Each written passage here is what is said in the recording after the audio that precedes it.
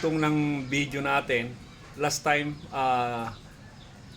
paano malalaman kung ilan ang nakakonect sa wifi mo o sa router?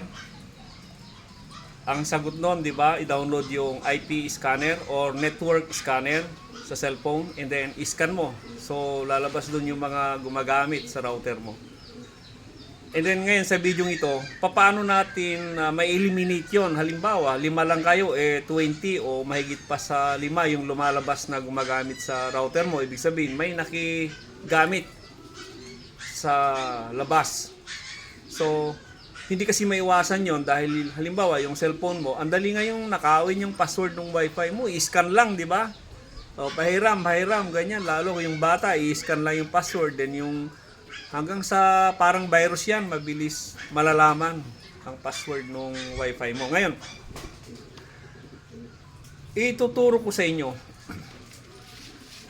kung paano palitan ang wifi name password ng router nyo. Ang router or wifi, dalawa po ang password. Bakit? Password para sa wifi, yun yung mag-connect ka, yun yung ini-scan nila. Pangalawa, ay yung tinatawag na router password. Para mapalitan mo ang wifi name at saka password, kailangan pasukin mo yung router. So, paano? Ulitin ko ang router, may dalawang password yan. Password ng wifi niya, password ng router. Okay? So, kailangan mong pasukin yung password sa router. Tanong, paano mo papasukin ang router mo? Ganito yan. Unang-una, kung PLDT ang gamit mong router, kailangan marunong kang mag-identify. Kung ang PLDT router ang gamit mo, ang router IP address niyan ay 192.168.1.1. That is exclusive for PLDT yan. Kung ang gamit mo naman ay Converge 192.168.100.1 for Converge yan. Sa Globe naman 192.168.254.254. Ngayon, sa CMD naman, pagdating sa CMD, iba. Ang CMD naman, ang router password niyan 10.0.0.10. Sa lahat ng mga CMD CMD internet nila. So, paano palitan ang wifi name at saka password niya? So, kung ang hawak mo ay cellphone, punta ka sa Google Chrome. Sa Google Chrome ay i-click mo 'yon. Doon sa GUI or doon sa entry ng World Wide Web, doon mo itatype yung 10.0.0.10. Kung converts ka naman, 192.168.100.1. Kung PLDT, 192.168.1.1. So, since ang i-demo ko ngayon ay CMD 10.0.0.10. Okay? Since ito, computer ang gagamit ko ngayon. Sa cellphone, punta ka sa Google Chrome. Ayan. Sa computer, may Google Chrome din. Ayan, So, dito yung entry ng www. Di ba? Familiar na tayo doon. World Wide Web. So, doon natin i-type yung 10.0.0.10. Yan yung router IP address ng CMD. Take note, CMD ito. Kung Globe naman, iba naman, di ba? Gaya nung nabanggit ko na. So, pag in-enter mo niyan, lalabas ngayon yung username, password. Ito yung sinasabi kong local password ng router. Now, kung cellphone ang gamit mo, ganun din.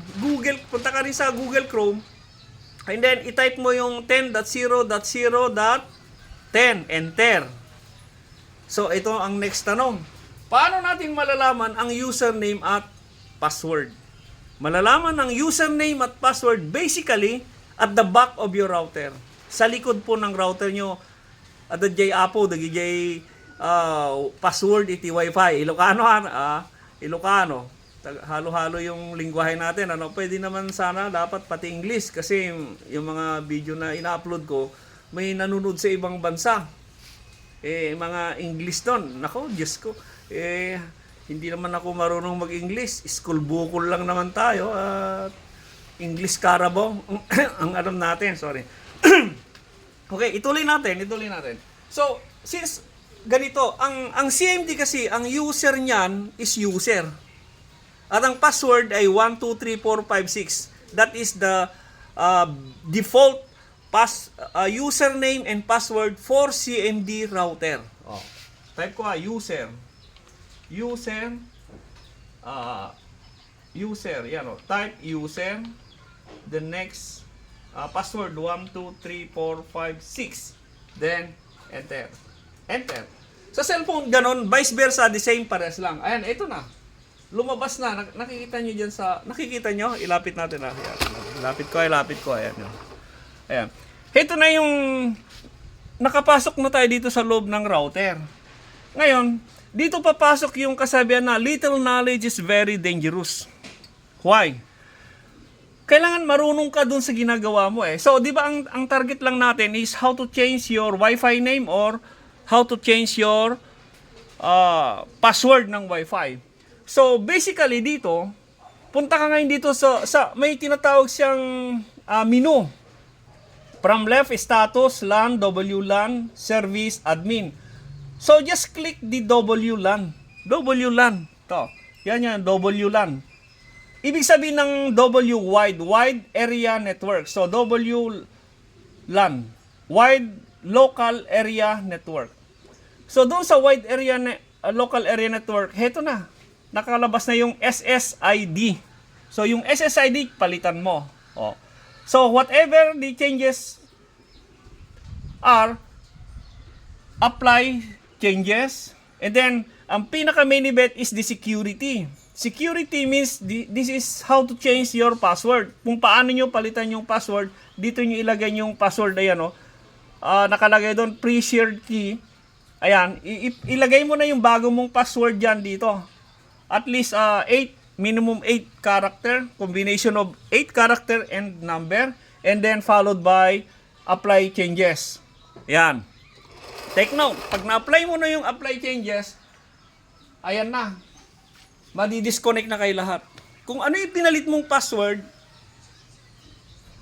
yun na yung bagong password ng Wi-Fi mo. So, lahat ng mga dating nakakonect, matatanggal lahat yan. So maliwanag. Kung may mga tanong kayo, comment kayo lang dyan sa section sa baba, and then sasagutin ko kayo ng re-replyan ko kayo. Huwag kayong mahiyang magtanong. Pero again, salamat sa panonood nyo. Yung mga interesado sa mga ganitong topic, libre ito. Ginagawa ko itong tutorial, pagtuturo na ganito, libre. Ang konsuelo lang naman sa akin, paki-follow naman yung aking Facebook,